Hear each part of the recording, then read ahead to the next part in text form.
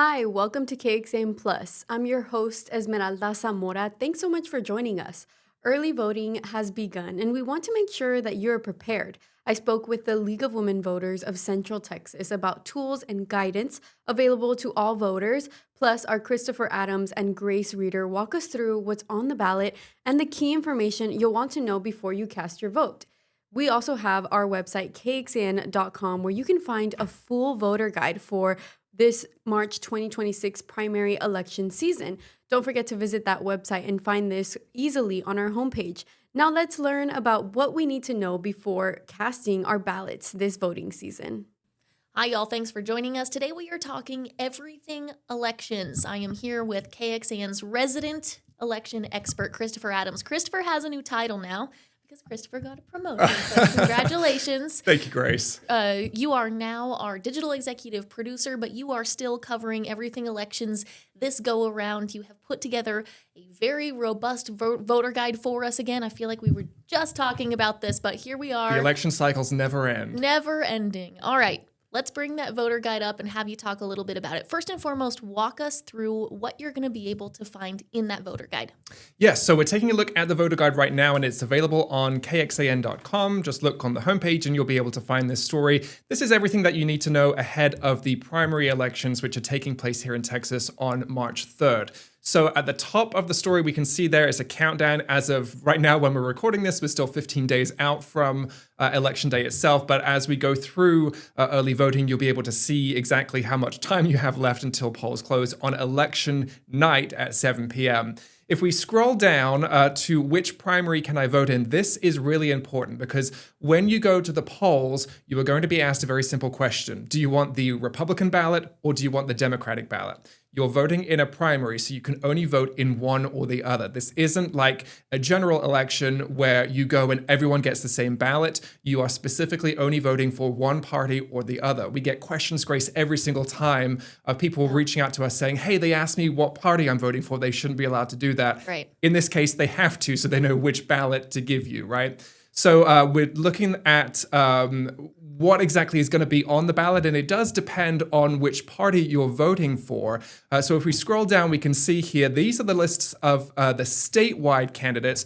Obviously, the two big draws to get people to the polls this time are going to be the senator election, who is going to represent Texas as a whole in the U.S. Senate, and also the governor's election as well. Governor Greg Abbott is running for election against a host of Republican challengers, I should say, and also a lot of candidates on the Democratic side as well. But Grace, we know it's not just those two things that are on the ballot. There's going to be a very long ballot for a lot of people this go around because there's a lot of other statewide elections and local elections as well. So if we continue scrolling down, those local elections, this is what we're looking at here. And this really does depend on which county you live in. So if you're in Travis County, for example, there are going to be a lot of elections if you're voting in the Democratic primary, or if you're voting in the Republican primary, there's going to be far fewer because a lot of those elections either have no candidates or only have one candidate on the ballot. So what we're looking at here are only the races that have contested races, so more than one person. You can see there a lot of the more rural counties, Blanco, Burnett, Caldwell, Fayette, they have no contested races on the Democratic side. Hayes County and Travis County do have some of those. In those smaller counties, again, most of those contested races are going to be on the Republican ballot. So if you're wondering where you can go to see what exactly is on your ballot, Grace, we have you covered. If you go down to this section here, where can I find a sample ballot? This has a lot of links to all of the individual county elections websites because it really depends on not only which county you're voting in, but also which precinct you're voting in as well. So you can look at the voter card that you will be getting in the mail. You can see that comes from the Texas Secretary of State, and that will tell you exactly what precinct you are in. And so then you know who is going to be on your ballot. It gets confusing, Grace, because there's so many races going on. Who is in your district? And of course, we know that the congressional districts, they've been redrawn this time. So you may think you know. Exactly. You may not know. You might think, oh, I've always been in District 35, for example. Right. This time you might not be. So double check that. Do your research ahead of going to the polls so you know who is going to be on your ballot. You don't want to go there and suddenly see a whole host of new names that you've never heard because you haven't looked into specifically which district that you live in. Thankfully, most of those counties, I went and looked today, they will, if you usually put your name in and your birthday or something like that, and it will pull up for you Yeah. based on the address that you have listed with the county, what you're going to see on your ballot. So go do that and look specifically at your ballot, because it is very possible, like you were saying, that folks may not know and they may be studying the wrong candidates. That would be a bummer to get in there and be in a world of hurt because you've looked at the wrong sample ballot. So definitely go do that. Christopher, I know that there is also information that is more general in your voter guide about things that you can and can't bring to the polls. Let's talk about things that you cannot bring to the polls, because we get so many questions about this. Exactly. So first and foremost, you cannot have any sort of recording equipment inside the polling location, and actually within a certain distance of the polling location. I think it's 100 feet, if I remember correctly. And so a lot of people will put together a list of, okay, these are the people who I want to vote for, because again, the ballot is long. You might forget if you don't write it down. So it's better to do that on a piece of paper, because you can bring that in rather than, a note on your app, because technically your phone is not allowed to be out in the polling location. Of course, that affects us in the news business as well. We are not allowed to bring our own cameras inside and record people actually voting. You might see on NBC News, they show people actually voting in other states. Texas state law does not allow that, which is why we cannot bring you those live pictures on Election Day here at KXAN. And then we've also got some more information there on the screen of what's not allowed. Things like clothing, hats, flags related to any particular candidate. You cannot wear any sort of branded item that is for one candidate or another. You will be asked to cover that up, or you will be asked to come back at a later time when you're wearing something else. So make sure you're not wearing any sort of those identifying items. And Christopher, I also want to note on that point that over the past couple of years, that rule got a little bit more strict, and we were actually seeing that folks were not allowed to be wearing like vote for Pedro, or there's other, it doesn't necessarily need to be like a specific candidate shirt, but just wear a blank t-shirt. Just don't wear anything that is related to elections, and you should be okay. Talk about other information in your voter guide. What else do people need to know? Yeah, so let's pull up the graphic of what you need to bring, because of course Texas is a voter or a photo ID state, which means you have to have some sort of photo identification to prove who you say you are when you vote. For most people, that's going to be a driver's license, a Texas driver's license. But if you don't have a driver's license, there are a lot of other options for you, including a U.S. passport, a handgun license. You can see some of those listed there. A military identification card, if it has your photograph in it. Again, all of this information is in the voter guide for you, but make sure you have some sort of photo identification to bring with you when you go to the vote. So we obviously have the voter guide. That's one thing that we are doing to prepare for this election and get our viewers prepared. But Christopher, what else can people expect from us as we head into another busy election cycle? Yeah, well, KXAN is your local election headquarters. So we want to be your place to go before the vote, obviously, as you're going through our voter guide, but also after the polls close with comprehensive results coverage as well. We're going to be tracking the early vote totals as we do every single election, so you can see exactly how many people have voted and where they are voting, which counties are seeing the highest turnout. So that's always interesting to see. Llano County, obviously, and Blanco County usually have the highest turnout in our viewing area. Travis County is a little bit lower, so we'll see if that happens again this time. But then, of course, on election evening itself, election night, we'll have lots of coverage both on air and online, KXAN.com, with all of the election results coverage for you. If we go back to the voter guide, I want to show you at the section where it has mark your calendars, because we've got some important dates that we need to talk about here. Early voting does begin on February 17th. And it's open for almost 2 weeks. So the early voting ends on Friday, February 27th. And of course, Election Day itself is March 3rd, which is coming up pretty close here. But also another important date to point out, there's possibilities of runoffs in these primary elections. If any of these races do go to a runoff, and that's if any candidate doesn't hit that 50% threshold to be declared the winner outright, that runoff election date is set for May 26th. So it looks like some races are likely to go to runoffs, some, especially if the Travis County House delegation in the Texas State House. There's a lot of candidates in some of those races. It's looking unlikely that one particular candidate will hit that 50% threshold. So again, we're likely to see some of those runoffs in those kinds of races, Grace. So let's reiterate how that works for people, because we saw a lot of confusion during the mayor's race, specifically in Austin when this was an issue. So to win outright, you have to get 50% of the vote plus one vote. And if you don't get that, say that there's, you get 37% of the vote, and say the next candidate doesn't get as many votes as you might think, well, didn't they win? They didn't tie. It's not a tie that we're talking about. You simply have to get more than 50% of the vote to not end up in a runoff. Then they take the best candidates, they send them to a runoff, and you have to go vote again. So that's what we're talking about there. It'll be the top two candidates, the two that got the most votes that do advance. And I think it's also important to point out here, because some races have runoffs and some don't. It kind of depends on what particular election you're voting for. Every race on the primary ballot, if it's a partisan race, those will go to runoffs if we don't get to that 50% threshold. Sometimes you see some city council and some mayoral races and things like that, school board elections. Those depend on the specific city or school district or jurisdiction. Some of those jurisdictions require runoffs. Some say, hey, whoever gets the most votes wins, even if they don't get to 50%. But what we're talking about here with the primary elections, these are partisan elections, so those will go to runoffs if no candidate gets to that 50% threshold. That's a good clarification. Thank you for that. Is there anything else, Christopher, that people need to know going into early voting, going into Election Day? Yeah, well, also a little lower down on that voter guide, you can see some maps of where exactly the polling locations are in Travis County. You can see there, those orange dots are the locations on Election Day itself, and the map above it, I think it's in blue, will show you the early voting locations.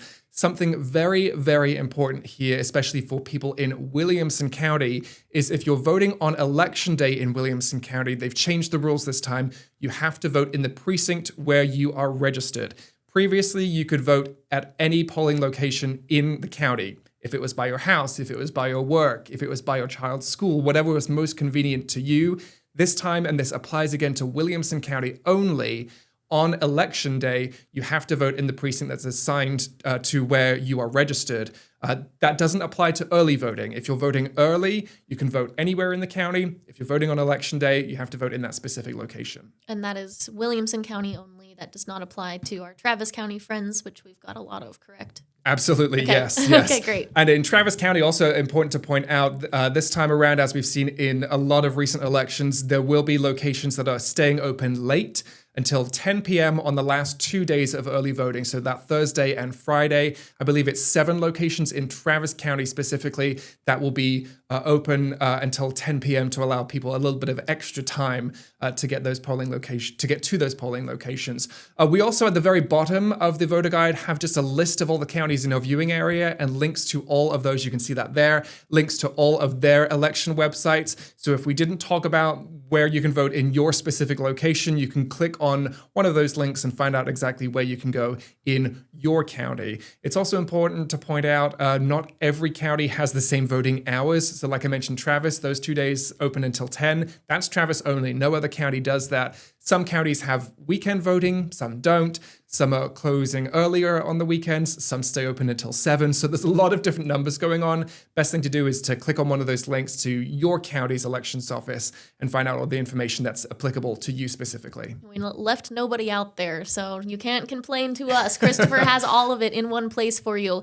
Christopher, people are always really interested in how exactly our election night looks and how we call races and what kind of data we're doing behind the scenes. Walk us through that. Yeah, so it's a lot of math that we're doing on election night behind the scenes. We have weeks of build-up, weeks of preparation every single time before an election in order for us to make projections on election night of who we predict will win each race when all the votes are counted. Now, for us, what we do is we rely on the math. We look at how many votes have been counted so far, how many votes do we estimate to be outstanding, and we use that based on information provided to us by the Travis County Clerk's Office, the Hays County and Williamson County as elections departments, and all of the local county clerk's offices as well, who run the elections in each county in our viewing area. So we're looking at how many votes have been counted so far, how many are outstanding, and we will make a projection when it is no longer mathematically impossible for a candidate who is in second place to catch up to a candidate in first place. So when we project something,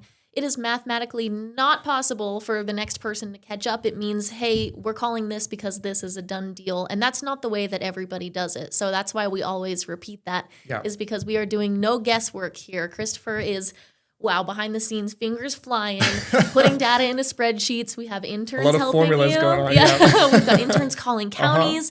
There's a lot of people doing a lot of work behind the scenes here to make sure on election night you have all the numbers you need. It's also worth noting that we're going to have a lot of teams out in the field covering this election and talking to these candidates. So you're going to get real-time, not only analysis, data from Christopher, but also reaction from these candidates as we move through election night. Christopher, final word. Anything else people need to know? Again, go to KXAN.com and click on that voter guide. All the information is there in one spot for you, where you can vote, what you need to vote, what you cannot bring, what's going to be on your ballot. All of the information is there easily in one spot. So I hope that's a helpful resource to you. Again, you can find that on KXAN.com. I know that's a helpful resource because I use it. And because when I'm in the voting line, I always see people with it up. And I'm like, yes, nicely done. Educated electorate. Well, Christopher, thank you so much for doing this.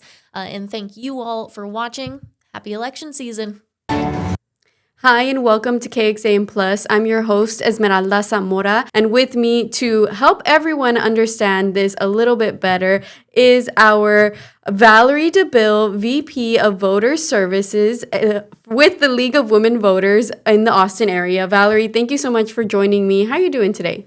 Oh, thank you for having me. I'm doing all right. We're doing great. It's a Sunday when we were recording this, so it's kind of a little bit more relaxing. We're on our weekend mode, but what a great time to jump into all of this, right? Plenty of time. Let's get started. Well, I did want to ask you, first and foremost, what are the key dates during this election that everyone needs to be aware of? Election day is March 3rd, which is a Tuesday, but early voting starts on February 17th and runs through February 27th. The 17th is a Tuesday because President's Day is Monday, so there's no voting on Monday. There is a weekend in between there, the 21st and 22nd, that you can vote if you need to. And where can voters go to verify that they are registered or to see their registration status and find different polling locations near them? For your voter registration status, you need to go to votetexas.gov and you click on the button that says, Am I registered? And it'll let you look yourself up. That will also tell you, your what precinct you're in and what address you're registered at and things like that. And of course, something that is often happens here in Travis County, Austin, in the Austin area is that there are individuals like students who have just moved to the area, as well as residents who are new to Travis County, new to Austin, and maybe don't know if they are going to be eligible to vote this season. What advice would you have for those individuals? Well, look yourself up and check and make sure that you're registered in Travis County or Williamson or Hayes or wherever it is that you actually live. If you are a student, you want to make sure that you are registered in Travis County and not at your home address because you can't just vote here for that address. You can request a ballot by mail as long as you do it before February 20th. But otherwise, you would need to go and drive back to where you came from and vote there.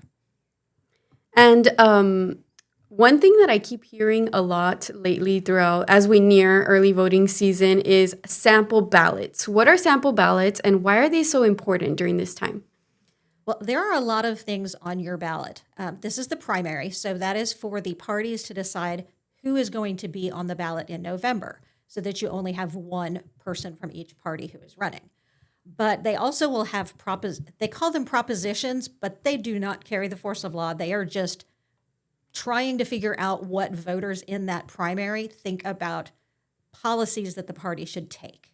So they are not laws. They are not trying to pass laws. They are just asking your opinion, basically. Mm-hmm. Should we support this or that? But there are a lot of different races in Texas. There's a lot of different offices. And so having that sample ballot ahead of time can help you figure out what you're going to do before you actually get to the polling location. You can look things up online. You can read, voters' guides. You can go and, ask your friends who they're voting for, anything that you can do to make up your mind before you go will make your voting process a lot smoother and make it less likely that you will have to stand in line for a really long time. The faster everything goes, then the faster everybody gets through. I like that you mentioned standing in line for a really long time. That's why early voting exists, right? Yes. Well, early voting is coming up if it hasn't already. And I wanted to ask you, what are the advantages of early voting, specifically in Travis County? Well, the main advantage to me of early voting is one, it's done. You know that it's done and you don't have to worry about it anymore.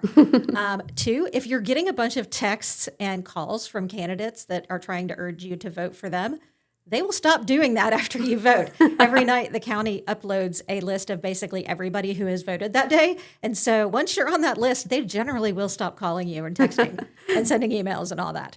But for voting reasons, one of the things is that if something happens and you can't make it, you still have another chance to try again. Or if you realize you forgot your driver's license or, some other thing comes up, you've got more chances. Whereas if you wait until 6:30 p.m. on election day and you show up and you don't have your ID, And everyone's doing that as well. exactly, then you might stand in line for 2 hours and realize you don't have your ID, and then by then it's too late. Yeah. So if you early vote, you can make sure that you have got all your ducks in a row, and if you don't, for some reason, you have another chance. That's awesome. How about the specific areas where you can vote on early voting days? Is there specific locations or are they all open during this time? There are different locations during early voting than Election Day. Election Day has a lot more. But during early voting and on Election Day in Travis County, you can vote anywhere that has a sign that says vote here. You don't have to be at your precinct in your neighborhood.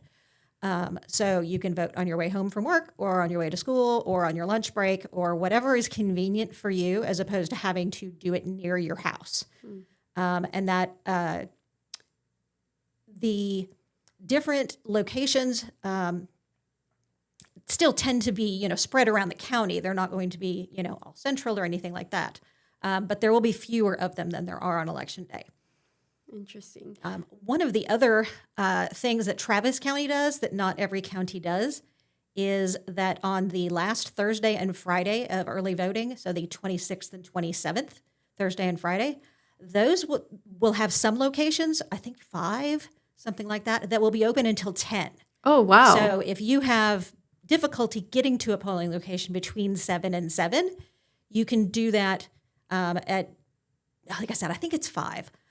Locations on Thursday and Friday that will be open late. Wow, that is very helpful, especially with traffic, getting home from work, getting the kids home before you go out and cast that ballot. Being open till 10 p.m. is very, very helpful. Yes. And what about for individuals that, just like you mentioned, don't want to wait in those lines? Is there a way that they can take a look at how long the lines are at different polling locations or the wait times or choosing the best time or date to get to the polls?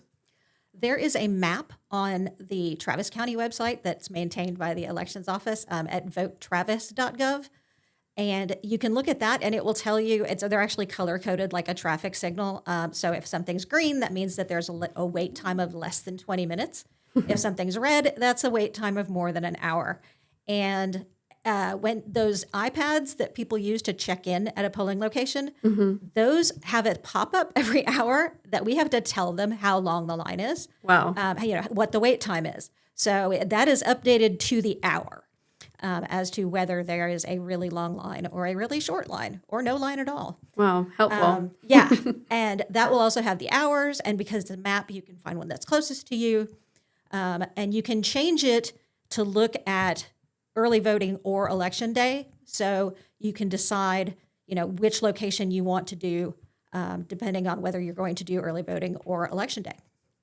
That is very, very helpful and good to know. I hear a lot of individuals may be eligible for voting by mail. Who is eligible for voting by mail and what specific dates do they need to be aware of?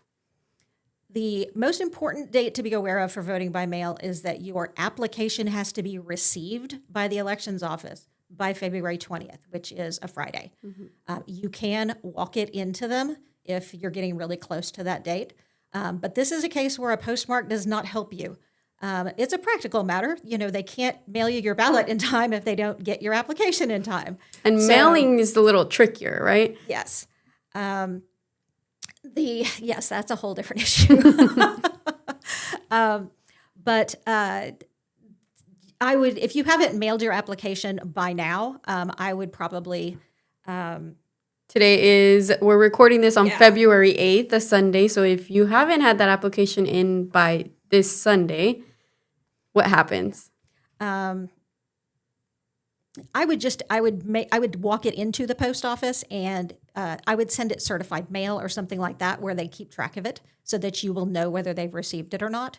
Where can they keep track of that?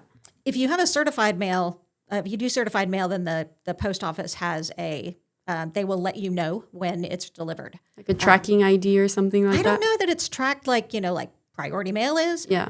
But they do give you they have a thing that they send you back when it's delivered, so you know that they got it. The other option is you can walk it in yourself. And so, if you have that option, you can do that. But that's the safest bet because for sure it made it in there, right? Yes. Well, and if it's getting really close to that deadline, you can email them a copy of it, but then you also have to follow it up with a physical copy within 4 days. Oh, interesting. So it does buy you a little more time, but it is there if you have a last minute and you really, really can't get down there on the 20th. And who is eligible to vote by mail? You are eligible if you are 65 or older, if you are disabled, which is a definition that is kind of entirely up to you. It is basically if you think that your health would be impacted by voting in person, then you are eligible. You are also eligible to vote by mail if you are out of the county for the entire voting period. So that means early voting and election day. You have to be out of the county. In order to use that one, you have to have your ballot mailed out of the county. You can't have it sent to you at home and then take it with you. So that one is a little trickier to navigate.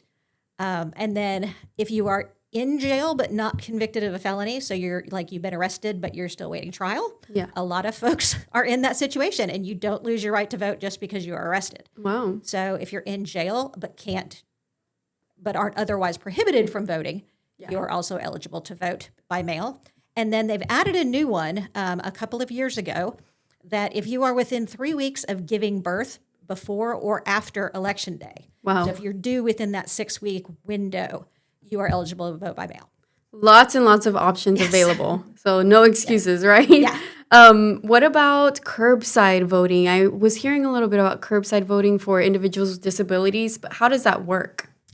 Curbside voting is every location will have at least one curbside spot, and there is a designated clerk whose job it is to do that. And what it does is you pull up, and then there is either a sign with a phone number or like a doorbell kind of thing, but there is some way that should be clearly marked that has a way for you to contact the folks inside and let them know that you're there and you need to vote curbside. And then somebody will literally bring out all of the equipment to the side of your car, and you will vote without having to get out of your car. Wow, that is very, very helpful It to is. have that resource available. We've talked about voting by mail, early voting, understanding the ballot, but what about understanding what you need to take with you when you go to that polling location? Which forms of ID are accepted at the Texas polling locations? Okay, so they will, all of them, it's the same ID for all of them. But you can use your Texas driver's license or ID, or permit, if you have a permit. You can use your concealed carry permit. You can use your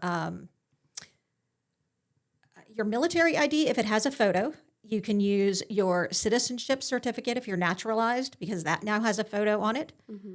You can use your passport. And you can use, trying to think of what the other ones are. There are 7 forms of ID, and at votetexas.gov, you can verify the list. But you can use any of those. Your voter registration certificate that you get in the mail, it should be orange and white and the size of a postcard. It's not a like a driver's license. It's a postcard. And that you do not have to have, but it can be helpful if they're having trouble finding you in this system. It can make it easier for us to look you up. The ID requirements, your ID can be expired up to 4 years. So if it's just lapsed and you haven't had time, that is totally fine. Also, if you are 70 or older, it can be expired however long it is. There is no limit on that. So it does not have to be like valid. Your address does not have to match. If you've moved and you haven't updated your driver's license yet, mine was sat there for like a year before I fixed mine.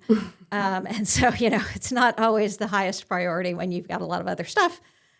So yeah, your address doesn't have to match. It's to prove who you are, not where you live. Wow.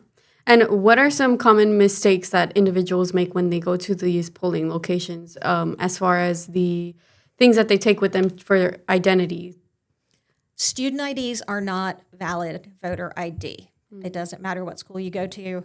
Even they if are it not has valid. that photo, it's not Even valid. if it has a photo, student IDs do not work. Your work ID doesn't work. Even if unless you're in the military, your ID from work does not work. So even if you work for the state or the city or someplace that, has makes it seem like it should be authentic enough, like that you should have been vetted enough that you're the real person on the thing, that is not good enough. It has to be issued by DPS or the federal government and have your photo on it.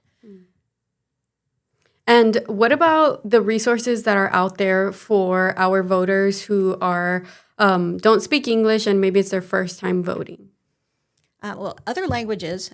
In Travis County, the ballot is in both English and Spanish. Mm-hmm. There is a requirement once a population reaches a certain percentage of the county. So like if you were to vote in Harris County, there's like 8 different languages you can choose from. So it really depends on the population where you are. But everywhere in Texas is English and Spanish, and Travis County is one of those. We also have the Voters Guide. The League of Women Voters Guide is in English and Spanish, and it is available online. It was in the February 5th edition of the Chronicle, also in English. But lots of the resources are in English and Spanish. As far as sample ballots, things like that, are all available in English and Spanish. Sorry. No, go ahead. I was going to say, there's also some accessibility tools built into the voting machines. So if you need something to read to you, there are headphones that you can get. There's also Braille on the machines. So all of those things are accommodations that are actually at the polling location. Wow. For anyone that has issues at the polling location, who can they call? Who can they reach out to for help? If you just need help, like you have a question about voting, you can call Travis County, the elections office, and ask them, your questions about locations or accessibility or things like that. All of the locations are now required to be ADA accessible, so that should not be an issue. But if you run into an issue, that is your first line for who to tell who can actually do something about it. If you find a problem that is a really big deal, that's not something that can be fixed right away, we want to know about it at the Election Protection Hotline, which is 866-OUR-VOTE, OURVOTE. And there is a Spanish language line and a Chinese language line and a Arabic line, and there is a TTYD for hearing impaired folks. There's different accessibility options for those various phone numbers. But there is the nonpartisan election protection line, and they can advise you on what your legal rights are if somebody's telling you something that doesn't sound quite right, that sort of thing. Especially if it's your first time voting, you'll want to make sure that you know how things go, what should be done, and what you need to take with you as well, right? Yes.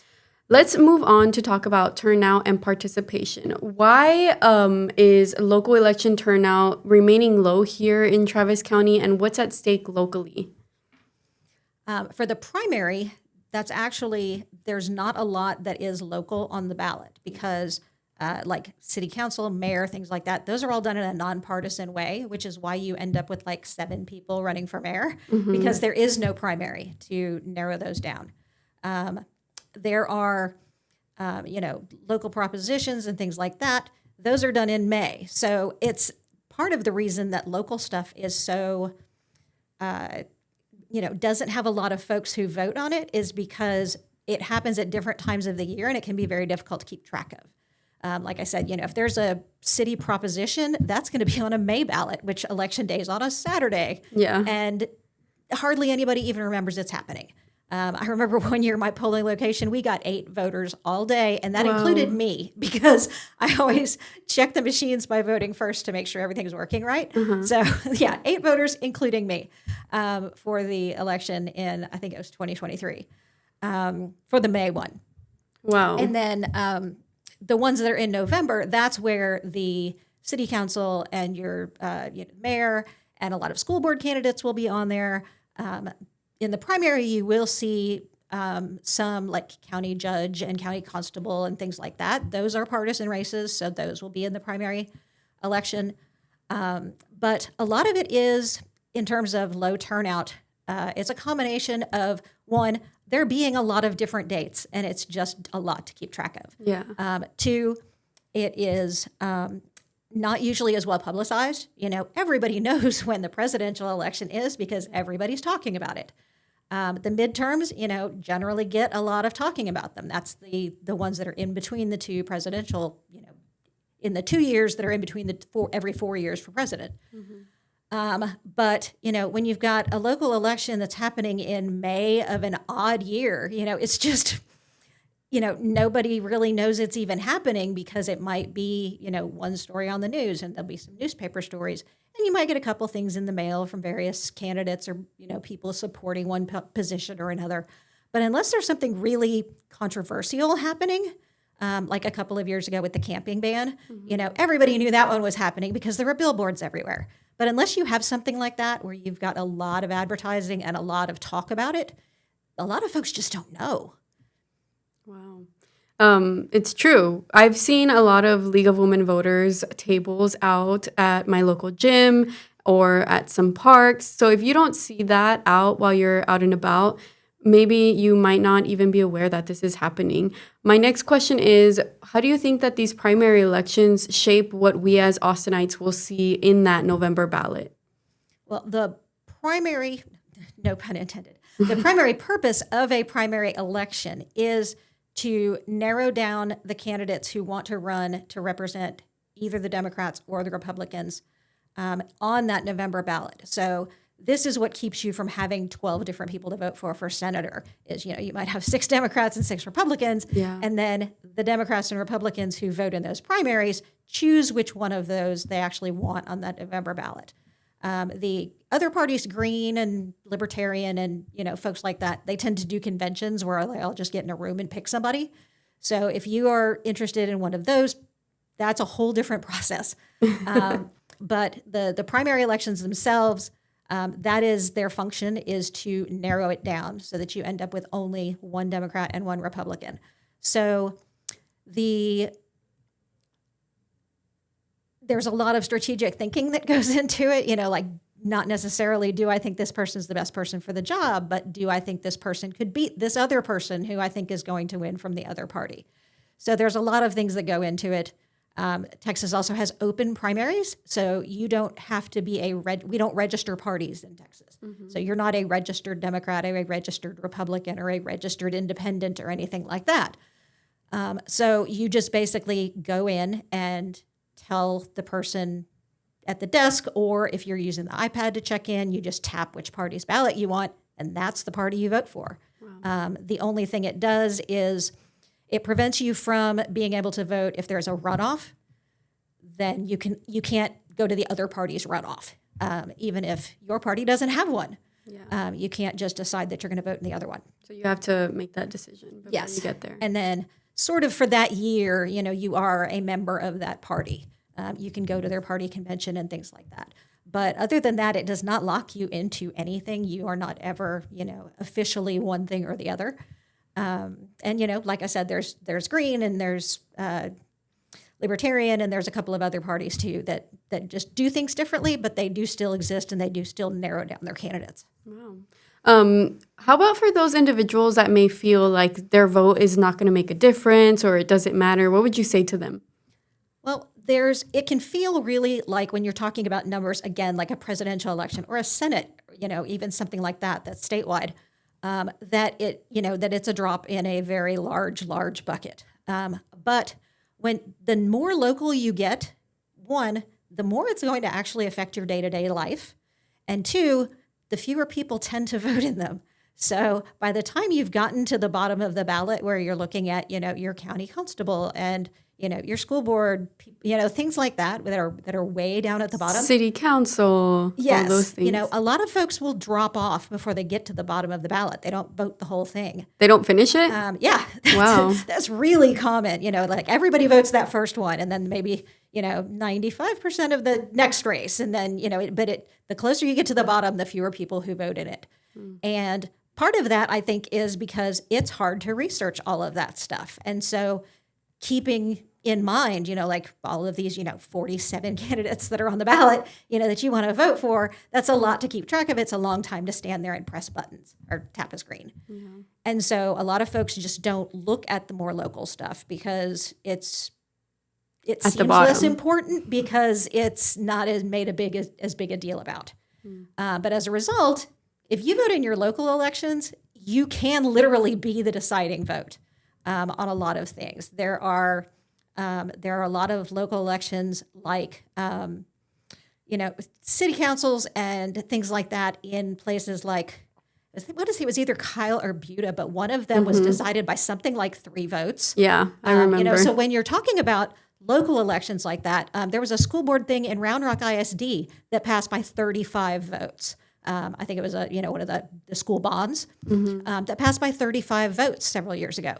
And so when you're talking about things that are that local, your vote really can make a huge difference one way or the other. Mm-hmm. Especially you want to make sure that you're voting in those things. If you're a parent and your child is in that school district, or if you live in that county, it's important to cast your vote and make a difference, right? Yeah. Because you do make a difference. We always tell high school students that if you don't like your dress code, that's the school board who comes up with that. It's not your teacher, So, and then once you're 18, you can choose those people. So if you don't like it, those are the people that you want to vote for. If you don't like what's in the cafeteria, if you don't like what's in your textbooks, the school board is who you want to talk to. That's a good way to encourage them. Yeah, we try. Well, wrapping this conversation up, I did want to ask you, what's your number one piece of advice you would give to someone who is voting for the first time during this election season? Oh, one piece of advice. Number one is definitely go during early voting. There's less pressure. And like I said, if you need a lot of time, there tends to be shorter lines, so you won't feel that, that pressure to get out of the way so somebody else can have their turn. And if there's something that you didn't understand about, the voter ID requirements or something like that, you have an opportunity to correct that without the pressure of, I have to do it right this second. And so voting early that is key, I think, for anybody who's uncomfortable or unfamiliar with the process. Well, Valerie DeBille with the League of Women Voters, thank you so much for joining us here on KXAN Plus. It was a pleasure to break things down with you and understand everything. Is there anything you want to mention to our viewers before we go? Just do your research. Bring your stuff with you when you come. Write it down. Don't use your phone. And vote411.org is a really good resource. Yes. And of course, you can always visit our website, KXAN.com. We will have links to all of the websites that Valerie mentioned here during our conversation on our website, again, KXAN.com. Valerie, thank you so much for joining me, and hopefully we'll see you soon. Thanks for having me.